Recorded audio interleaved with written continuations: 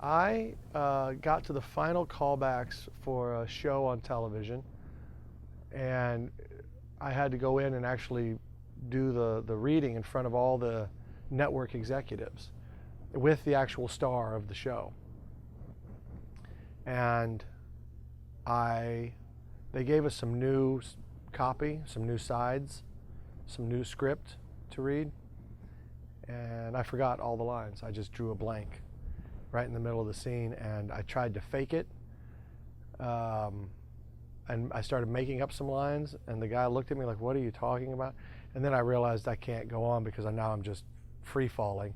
So I basically said, "Oh, I'm sorry, we got to start over," and I had to start over, and everybody's like, "Okay, no problem, we'll start over." And I realized that I still didn't know the lines once we started over again, and I realized I needed to look at the lines. I didn't even look because I was so nervous and everything was unfolding. So we started again, and we got to the same point. I was like, I still don't know the lines, and I had to stop again. And I said, I need to see the script. So I pretty much knew at that point I wasn't going to get the job. How did you overcome? I went out and drank a lot that night, and then forgave myself and worked harder the next time. That's a great question. What most surprised me? I don't know. I think I don't think it was a surprise as much it was just growing up and having to learn that there's no security in this job. There's no, all you can do is hopefully you get a good job, get a good gig, as we call it, get a good job. But you have to understand that even if you get a great job, it's only going to last for a little while. Then you got to go get another job.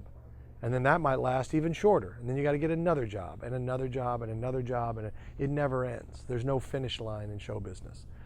You know, you get in, you hopefully get a job, you hopefully get paid and become a working actor, and then once that job is done, you've got to go find another job. You got to find work all the time. It never ends until the day you quit. That's when it ends. I say manage your expectations, and not, I mean, have a dream and go for it, by all means, but you've got to manage your expectations.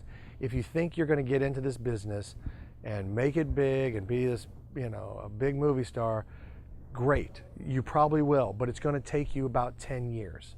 So you have to understand, it's not going to happen in a year. It's going to happen in about 10 years. The old adage in this town, and I've seen it firsthand, is it takes about 10 years to make an overnight success. So if you have the mindset, okay, I'm going to be in it for a long time, and you're going to have 2 jobs, your day job and your acting. Oh, did you have a day job? Sure. What did you do? I was in the Marines. Marines. Yeah. So you have to have, what I'm saying is, no matter what you are, no matter what you do, you got to pay your bills.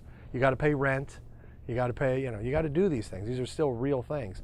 So you got to have a day job, whether you're wait tables or an auto mechanic, whatever you do to make your money, do it.